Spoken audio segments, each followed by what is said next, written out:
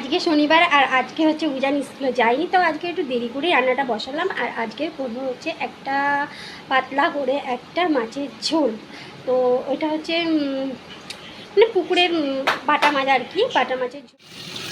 সত্যি কথা বলতে কি, আমি হচ্ছে এই মাছগুলি একদমই পছন্দ করি না, সেই জন্য এই মাছগুলোর নামও আমি ঠিক করে জানি না।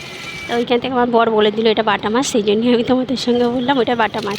আর দেখো এইটা হচ্ছে একদমই পাতলা করে, শাশুড়ি বললো যে একদম তেলের মধ্যে একটু আদার একটু কালো জিরে ফোড়ন দিয়ে কাঁচকলা এই কাঁচা লঙ্কা ফোড়ন দিয়ে এই এমনি করে মাছের ঝোলটা করতে হয়। তো আমি সেইভাবেই মাছের ঝোলটা করছি আর কি। খুবই পাতলা, কোনো মশলা বলতে ওইটুকুনি শুকনো লঙ্কা দেবো, শুকনো লঙ্কার কালার যদি না হয় আমার ছেলে খেতে চায় না, ঠিক আছে, মানে একটুখানি লাল লাল না হলে আমার ছেলে খাবে না, ওই হলুদ ঝোল একদমই পছন্দ করে না। আর এদিকে হচ্ছে সমুর চাই হচ্ছে একদম আঝালা ঝোল যেটাকে বলে, তার দুটো কাঁচা লঙ্কা আর একটু শুকনো লঙ্কা গুঁড়ো, জিরের গুঁড়ো আর হলুদের গুঁড়ো দিয়েই হচ্ছে মাছের ঝোলটা হবে। পেঁয়াজ রসুন এগুলো কোনো কিছুই পড়বে না এর মধ্যে।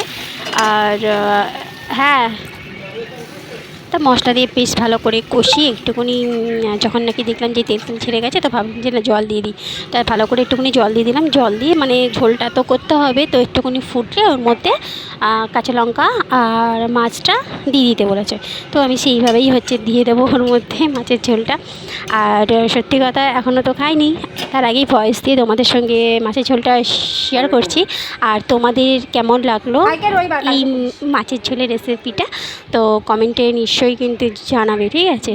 আর মানে কি বলবো তোমাদেরকে, এই কদিন একদমই ভিডিও দেওয়া হচ্ছে না, আর কাউকে কমেন্টও করতে পারছি না, লাইকও করতে পারছি না। তো তোমরা কিছু মনে করো না প্লিজ, একটু আমার সাথে থেকো।